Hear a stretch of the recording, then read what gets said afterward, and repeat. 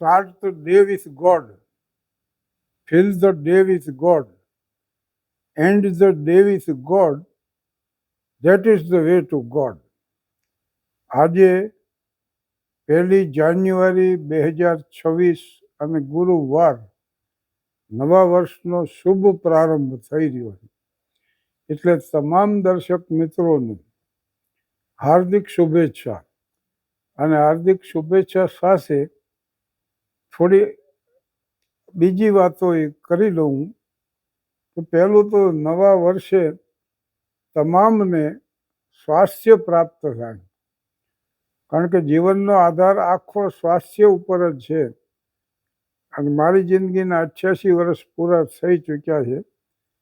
એટલે અત્યારે એક જ સમજણ આવી છે કે 88 વર્ષની ઉંમરે 88 લાખની મોટર હોય એના કરતાં જો 5 કિલોમીટર હાલવાની મારી શારીરિક ક્ષમતા હોય તો હું મારી જાતને સુખી સમજુ. હવે 88 લાખ બદલે કરોડની મોટર હોય ને એક ડૉક્ટર હારે હોય ને વળી એક નર્સ હોય ને બાટલા ચડાય હોય, શું એ જીવનનો અર્થ છે? એટલે તમારે નેતા થવું હોય કે અભિનેતા થવું હોય, કલાકાર થવું હોય કે ક્રિકેટર થવું હોય કે જે કંઈ બનવું હોય જીવનમાં, તો એનું માધ્યમ તો શરીર જ છે. એટલે શરીર સ્વાસ્થ્ય સૌને પ્રાપ્ત થાય એવી પહેલી શુભેચ્છા. આ રૂમ સ્વચ્છ છે, કારણ કે મારી પૌત્રી નીચે એને સાફ કરી નાખ્યો. અને પ્રત્યેકના જીવનનો આ રોજનો અનુભવ છે. રૂમો સાફ થાય છે અને સાફ થઈ ગયા પછી છેલ્લે જે વધે, સાવરણી કાઢવામાં આવે, પોતું મારવામાં આવે ને ત્યાર પછી જે વધે ને એનું નામ સ્વચ્છતા. એટલે સ્વચ્છતા જીવનમાં લાવવાની નથી હોતી, એ તો છે જ. ઉપરથી કચરો સાફ કરવાનો હોય છે. જ્ઞાન લાવવાનું નથી હોતું. ઉપરથી અજ્ઞાન દૂર થાય એટલે જે વધે એ જ્ઞાન હશે. તમારી ગરીબાઈ દૂર થાય એટલે વધશે એ શ્રીમંતાઈ હશે. અને દેહમાંથી દર્દો દૂર થશે પછી જે વધશે એનું નામ સ્વાસ્થ્ય છે. એટલે ખરેખર તો શું છે કે સુખનો આધાર સમજણ ઉપર છે. અને સમજણ ઘણી રીતે પ્રાપ્ત થાય. વાંચીને મળે સમજણ, જ્ઞાનીઓ દ્વારા મળે, સંતો દ્વારા મળે, પ્રવચનો વિદ્વાનોના સાંભળીને મળે. પણ અનુભવથી જે મળે છે જ્ઞાન, સમજણ, એની કિંમત વધુ ચૂકવવી પડે છે. પણ એ હોય છે નક્કર. સ્વાસ્થ્ય ગુમાવી દીધા પછી, સમય વેડફી નાખ્યા પછી અને સંપત્તિ ખોઈ નાખ્યા પછી તો ઘણું જ્ઞાન આવે છે. પણ એ મહત્વનું નથી. આ બધું જ્યારે હોય છે, સમય હોય, સંપત્તિ હોય, સ્વાસ્થ્ય હોય, એ જ વખતે એનો સદુપયોગ કેમ કરવો એની સમજણ હોય ને એ મહત્વનું. તૂટેલી જોઈને પાંખો, તૂટેલી જોઈને પાંખો ગગનની યાદ આવી ગઈ. રહીશો નાના પિંજરમાં ચમનની યાદ આવી ગઈ. લિબાસો રેશમી તન પર લદાયેલા હતા, કિંતુ અચાનક એક દિન 2 ગજ કફનની યાદ આવી ગઈ. અમે આઝાદ વૈભવમાં જીવનને વેડફી નાખ્યું. મરણ ટાણે મહામૂલા જીવનની યાદ આવી ગઈ. તો આ મરણ ટાણે મહામૂલા જીવનની યાદ આવી ગઈ. તો આ જ્યારે આ હોય ત્યારે જ એનો સદુપયોગ કરવો, એટલી સમજણ હોય તો જીવનમાં દુઃખ નથી હોતું. એટલે દર્શક મિત્રોને પહેલાં સ્વાસ્થ્ય પ્રાપ્ત થાય, પછી સમજણ પ્રાપ્ત થાય. અને સંપત્તિ વગર આ જગતમાં નથી જીવાતું. એના વગર કોઈ કામો થતા નથી. નથી ભવ્ય સમારંભો યોજાતા કે નથી એવા ઉત્સવ ઉજવાતા. એટલે સંપત્તિની જરૂર છે. પણ માણસ આટલો પાગલ સંપત્તિમાં કેમ થઈ ગયો? તો સંપત્તિ થી તમે મર્યાદા ઓળંગી શકો. સેકન્ડ ક્લાસમાં ફરવાની આપણી પૈસા હોય તો આટલી જ સંપત્તિ હોય, પૈસા વધે તો એસી second class, AC first class, અને પ્લેનમાં સીધા મુંબઈથી રાજકોટથી મુંબઈ, મુંબઈથી રાજકોટ. પણ હવે આપણે તો જામનગર છે ને પાછું વડોદરા છે ને વળી ભાવનગર. ચાર્ટર પ્લેન, પોતાની માલિકીના પ્લેન, હેલિકોપ્ટર. સંપત્તિ હોય તો તમે મર્યાદા ઓળંગી. અને માનવી જેટલી મર્યાદા ઓળંગે એટલો એનો અહમ સંતોષાય. આઈ ઇઝ ઓલવેઝ કેપિટલ. વાક્યમાં વચ્ચે આવે તો આઈ નાનો નથી હોતો, એનું કારણ હું છું. આઈ ઇઝ ઓલવેઝ કેપિટલ. એક જ રસ્તો છે કે આઈને આડો પાડી દો તો એ ઈશ્વર તરફ જવાનો બ્રિજ બની જાય. અને એક વાત છે કે આઈ જેટલો મોટો હોય એટલો બ્રિજ મોટો બને. એટલે સંપત્તિ પ્રમાણસરની હોય, સંપત્તિ પ્રમાણસરની હોય ને ત્યાં સુધી એ માણસને સાચવે. પણ પ્રમાણ બહારની સંપત્તિ થઈ જાય ને ત્યારે માણસ સંપત્તિ સાચવતો થઈ જાય. અશ્વની જેમ દોડીને હાંફે છે માનવી, પહેલો ક્રમ લેવાની રેસમાં. લોહી લોહાણ થાય તોય માને છે સુખ, ઓલી રૂપિયા ભરેલી સૂટ કેસમાં. સોનાની લાયમય શાંતિના સાસ બધા ગીરવે મુકાય એનું કાંઈ નહીં. વસ્તુ ખોવાય એની થાય અહીં વેદના, અને વર્ષો ખોવાય એનું કાંઈ નહીં. અનંત આ દોડનો અંત જ આવે નહીં, અને જીવનનો અંત આવે એનું કાંઈ નહીં. તો વસ્તુ ખોવાય એની થાય અહીં વેદના, અને વર્ષો ખોવાય એનું કાંઈ નહીં. એક પશુને વાડો હોય, એમાં એક પશુને બાંધવામાં આવ્યું હોય, એની દોરી જેટલી લાંબી હોય ને એટલા વિસ્તારમાં એ ફરી શકે. પણ સંપત્તિ જો હોય ને તો એ દોરી જ કાઢી નાખે. એટલે એનું ક્ષેત્ર વિશાળ બની જાય. અને જેમાં માણસ જેમાં સુખ માને છે એ સંપત્તિથી ખરીદી શકાય. બંગલા તમે બનાવી શકો છો, ગાર્ડન વસાવી શકો છો, માળી રાખી શકો છો, મોટરો રાખી શકો, આખા પરિવાર માટે જુદી જુદી કાર હોઈ શકે, ઉત્તમમાં ઉત્તમ પ્રકારના ભોજન બનાવી શકો. આવું બધું સંપત્તિ હોય તો થાય. શયનખંડોમાં 10 લાખ ખર્ચવાવાળા હોય ને બનાવે. શયનખંડ તમે ગમે એટલો મૂલ્યવાન બનાવો પણ ઊંઘ આવતી હોય તો જ આવે. સ્વાદિષ્ટ ઉમદામાં ઉમદો વાનગીઓ બનાવો ભોજનની, પણ ભૂખ લાગી હોય તો જ ખવાય. થાકી ગયા હોય ને સખત તો જ ઊંઘ આવે. અને મેલ ગમે એટલા હોય, સુવિધા ગમે એટલી હોય જીવનમાં, પણ જો મનની પ્રસન્નતા ન હોય ને તો આ બધું નકામું છે. આમ તો ઘણી વાર મેં કીધું છે કે અમુક માણસની એવી વૃત્તિ હોય છે કે ભૂતકાળમાં કરેલી ભૂલો માટે પછતાતા જ હોય અને ભવિષ્યની ચિંતામાં હોય. વર્તમાનમાં બહુ ઓછા હોય છે. તો સ્વામી વિવેકાનંદજી બહુ સારી વાત કરતા કે જીવનમાં જે ભૂલો તમે કરી એ જો ન કરી હોત તો અત્યારે તમે જેવા છો એવા હોત ખરા? એટલે અમારી ભૂલો ને તમારી ભૂલો, વિધિની ભૂલો ફરી ગણું છું.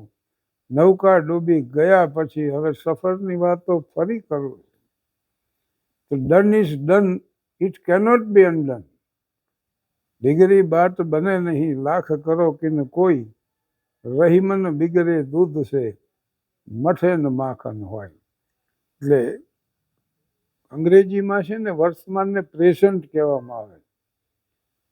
Present, past is dead, future is unborn. Live in present. Today is the gift of God, so it is called present. Yesterday is history. જીવનના વીતી ગયેલા વર્ષોની કિતાબના પૃષ્ઠો બની ચૂક્યા વીતેલા વર્ષો. Yesterday is history, tomorrow is mystery. આવતીકાલ અજ્ઞાતની યાત્રા છે. શું થવાનું છે આપણને ખબર નથી. કયા સંજોગો કઈ રીતે બનવાના એ ખબર નથી. અને વચ્ચે એક વાત કહી દઉં, જીવનના મહત્વના જે બનાવો તમારા જીવનમાં બન્યા હોય એનું આયોજન ન થઈ શકે, એ એની મેળે બને. એટલે yesterday is history, tomorrow is mystery, today is the gift of God, so it is called present. અને સત્યો તો બહુ જ સાદા હોય છે. એવો માનો કે સમય આવે જીવનમાં કે તમે કોઈ નિર્ણય જ ન લઈ શકો,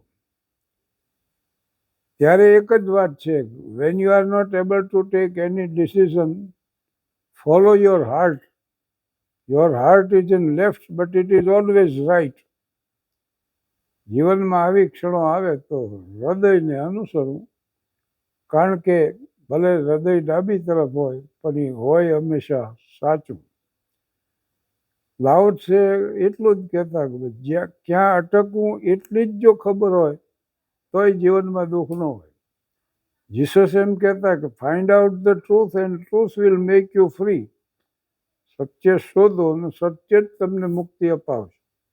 કૃષ્ણમૂર્તિ કહે છે સત્ય, પ્રેમ અને કરુણા માટે કે truth means to see the thing as it is. Love means dedication without any expectation. અને કમ્પેશન એટલે કરુણા. Compassion means passion for all. પણ મોટા ભાગે માણસો તળેટીમાં બેઠા બેઠા ચર્ચામાં જીવતર કાઢી નાખે કે આ રસ્તો આમ જાય છે એટલે ખોટો છે, આ આમ જાય છે એટલે ખોટો, આ ઉપર જાય એટલે ખોટો. પણ કોક દિવસ સત્યના માર્ગે સફર કરીને શિખર માથે પહોંચો, કરુણાની કેડી કંડારીને પહોંચો. સત્યના માર્ગે સફર કરો, કરુણાની કેડી કંડારીને પહોંચો કે પ્રેમના પંથે પ્રયાણ કરીને પહોંચો. ઉપર તમે જ્યારે પહોંચશો શિખરમાં, ત્યારે ખબર પડશે કે આ તમામ રસ્તાઓ ઉપર આવે. મજહબ નહીં સિખાતા આપસ મેં बैर रखना, हिंदी है हम वतन है हिंदोस्तां हमारा.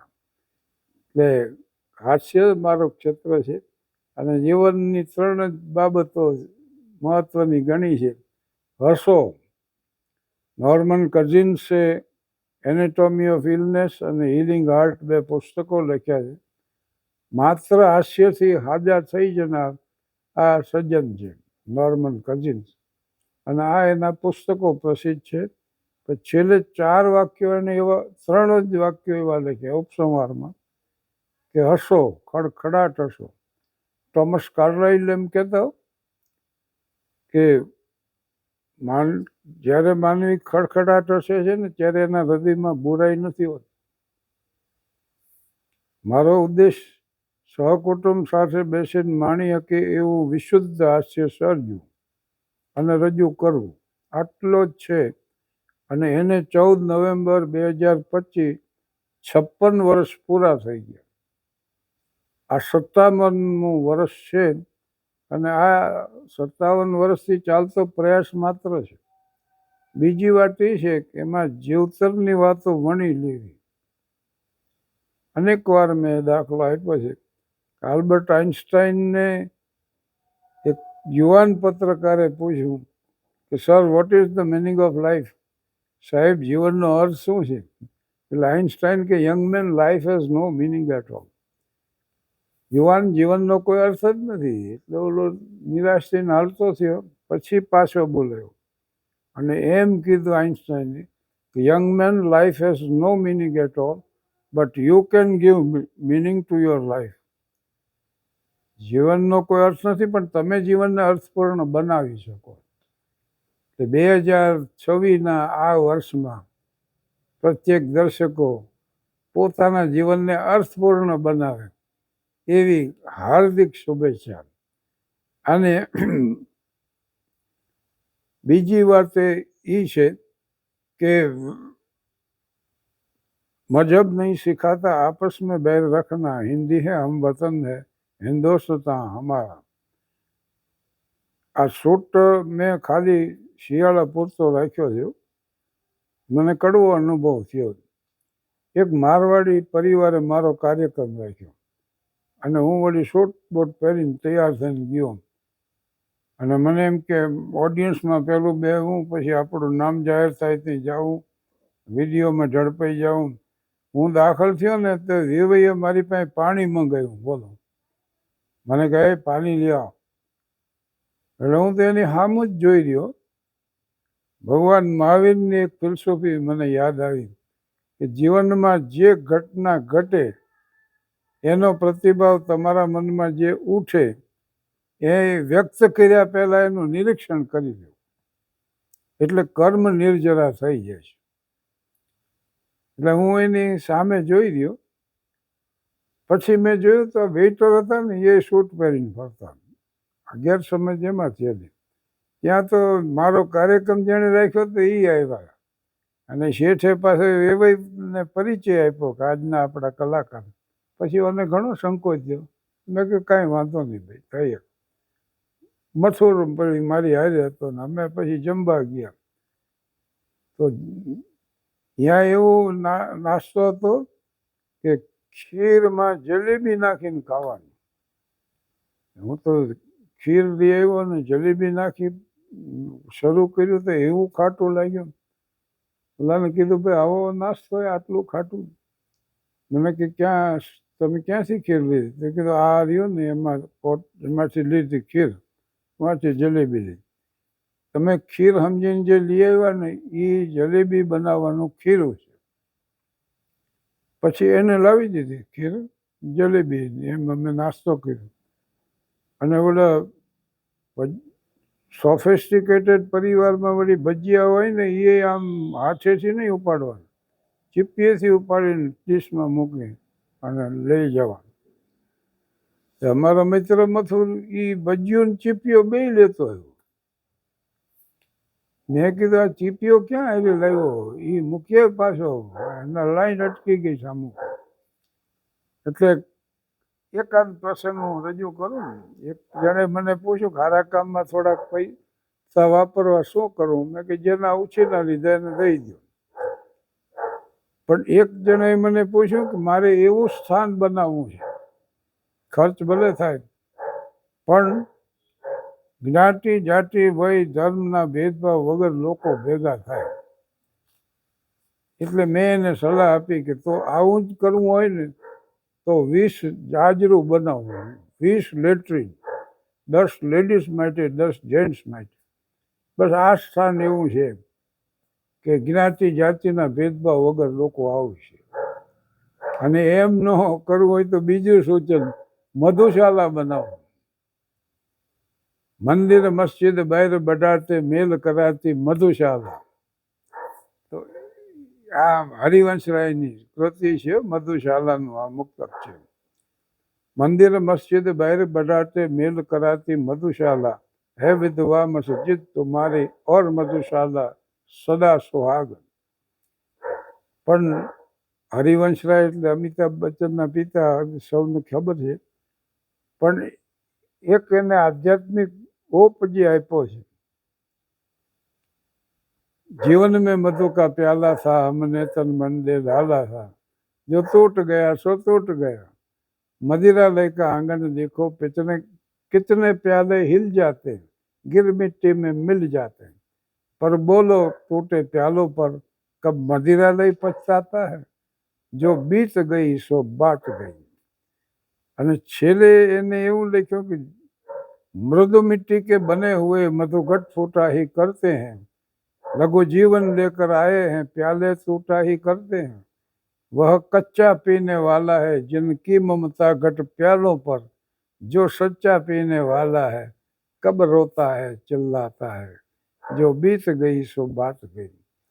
એટલે ફરીને પાછી એક વાત ઉપર આવી જાઉં કે દર્શક મિત્રોને પહેલું સ્વાસ્થ્ય મળે, પછી સંપત્તિ, સમજણ મળે, પછી સંપત્તિ મળે અને આનંદ. વિનોબા ભાવે એમ કીધું છે કે આનંદ પ્રાપ્ત કરવાનો પ્રયાસ ન કરો, પણ જે આનંદ મળે છે તમને એને વિશુદ્ધ કરવાનો પ્રયાસ કરો. અને આ વિશુદ્ધિની પ્રક્રિયા છે ને એનું નામ જ અધ્યાત્મ છે. અધ્યાત્મ વિશે ઘણું સાંભળ્યું હશે, વાંચ્યું હશે, પણ વિશુદ્ધિની પ્રક્રિયા, આનંદને શુદ્ધ કરવાની જે પ્રક્રિયા છે એનું નામ અધ્યાત્મ. અને વિશુદ્ધ આનંદની એક જ પરખ છે કે એનાથી બીજો આનંદ ઓછો નથી થતો. એટલે તમામ શુભેચ્છાઓ સાથે હું મારા વક્તવ્યને વિરામ આપું છું. સૌનો આભાર, ધન્યવાદ. Thank you.